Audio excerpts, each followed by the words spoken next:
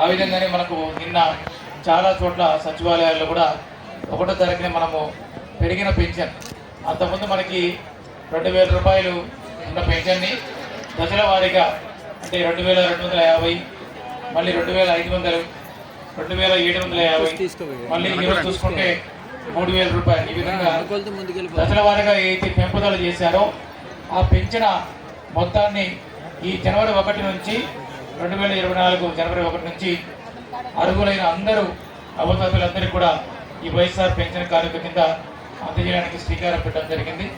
అందులో భాగంగానే ఈరోజు పెద్ద ఎత్తున ఈ గురిజాలలో ప్రోగ్రాం చేపట్టడం జరిగింది.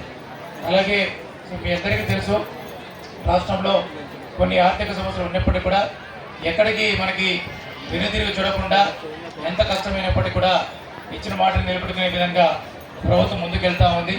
అందుకు ప్రజలందరి తరఫున ప్రభుత్వానికి నమస్కరిస్తూనే మీకు ఇచ్చిన ఈ పెన్షన్ కారక అమౌంట్ని దయచేసి జాగ్రత్తగా దాన్ని వాడుకోవాల్సిందిగా, అలాగే వైద్యానికి సంబంధించి కూడా జగనన్న ఆరోగ్య సురక్ష పేరిట ఇప్పుడే మనకి ఫేజ్ 1 అనే ఒకటి ప్రోగ్రాం ముగిసింది.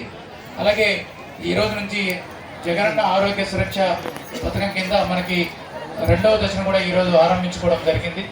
దాని కింద కూడా రైతులందరూ మీ గ్రామాలకి అలాగే వార్డు సచివాలయాలకి వచ్చేసేసి అక్కడే మీకు ఏదైనా అనారోగ్య సమస్యలు ఉంటే మీకు వైద్య పరీక్షలు నిర్వహించి మీకు మందులు అందజేసి, అలాగే ఒకవేళ తగ్గని జబ్బులు ఏదైనా ఉంటే మళ్ళీ సిటీలో ఉన్న కార్పొరేట్ ఆసుపత్రులు కూడా వాళ్ళందరినీ రెఫర్ చేసి రెఫర్ చేసిన తర్వాత మళ్ళీ మీకు కాల్స్ చేసేసి వాళ్ళందరూ కూడా ఆ కార్పొరేట్ వైద్యం కూడా అందించే క్రమంలో జగనన్న ఆరోగ్య సురక్ష దశ 2 అనేది కూడా మనకు స్టార్ట్ అయింది.